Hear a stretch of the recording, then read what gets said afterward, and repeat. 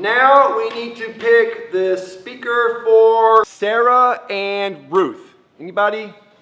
How about Jazmine? Jazmine. What? Jazmine, would you please speak on Sarah and Ruth for Sparrow Sunday? Why? We believe in you. We'll help you. You got this. I haven't been listening this whole time. You can do it. Okay? I don't have anything in common with Sarah. Like, it's so dumb. Like, I don't know why he chose me. Well, you must have one thing in common with her. Her man's is old. My man's is not old. There's nothing in common. You mean my man? Allie, we've had this conversation so many times. He's my man, and you are Hagar.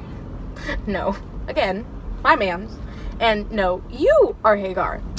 Let's just listen to the radio and drive. Don't you mean my man's? Jazmine, how much have you really gotten done on this, by the way? Listen, Sean, how did you get my car?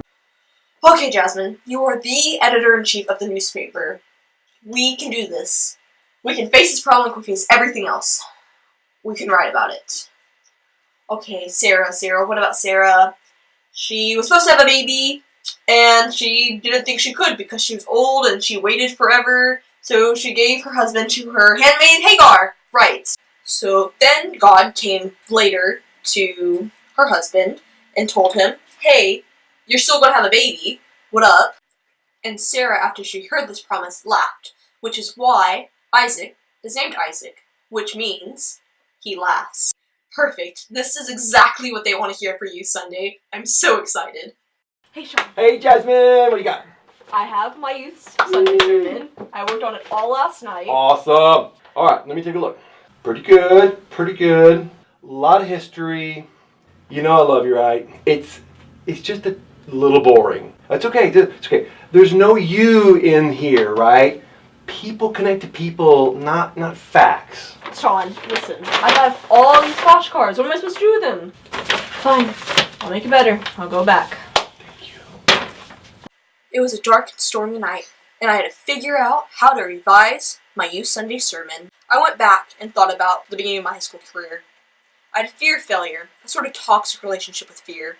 I held everything on my shoulders and tried to find a mundane solution for all of it. Instead of giving it to God, I always have been a stressed human being, but because of God's love, He worked His way through me and pushed me towards things that made me even more afraid. Freshman year, I was on the cross-country team. Sadly, right before the season started, I broke my leg. But if that would have never happened, honestly, I probably would have never joined the newspaper. The newspaper, and writing in general, really helped me grieve the loss of my dad and get through it. And through this, I met so many amazing and supportive friends. And really, newspaper helped me find my calling. I started going to UIL competitions for writing, and I started to win. This made me happy, but also, writing in general filled a void for me, and it made me figure out what was important to me. The loss of my dad also brought me closer to my family, realizing things weren't really that important. What mattered was my family. And through this journey and all of this, I found my faith in God. I found my faith in God like Sarah. Through my unbelief, I somehow became faithful. Through that, I let God take the wheel, and I let myself coast through life and be happy. I still stress about things, but now I'm able to remind myself God has my back and His promises won't fail. Oh no! I forgot Ruth!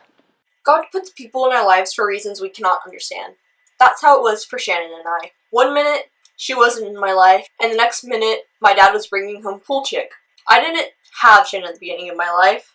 She's my mom, but not my mother. How it happened was one day, I met her. I didn't know she was going to affect my life the way that she did. I didn't know she was going to step up and be that motherly figure I never had. But she did. And when tragedy hit, she was there for me. She didn't have to be. She wasn't my birth mom, but she was my mom. When I first walked in and I met Shannon, I didn't know right then that she was a promise being fulfilled to me. The promise of a child having a mother in their life. But now I know she was the missing part of me that I've always longed for. Through her trust in God and her finding her way to me and me finding my way to her, I found God.